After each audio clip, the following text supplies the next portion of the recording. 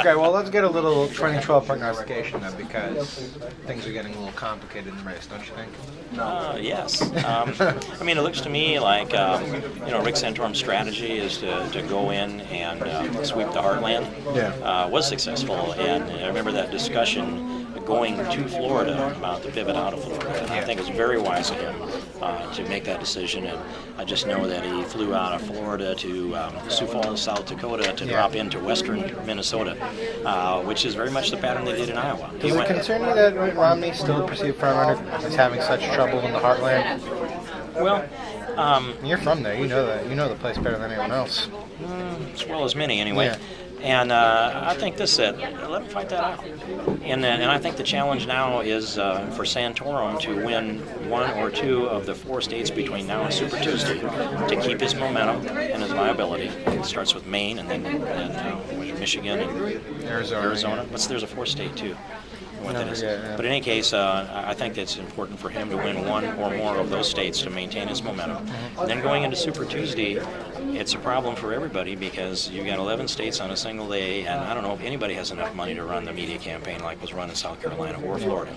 And so I think that Romney's challenge is how is he going to message in all of those states? Well, what about that? What about that concern that we're hearing now that Romney can't really win a state unless he throws tons of money behind it, carpet bombs his opponents? I guess that's part of politics, right?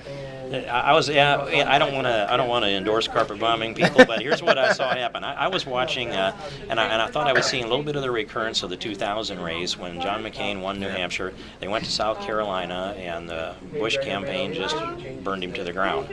I mean, it was, and then so that took place in South Carolina, and Newt won.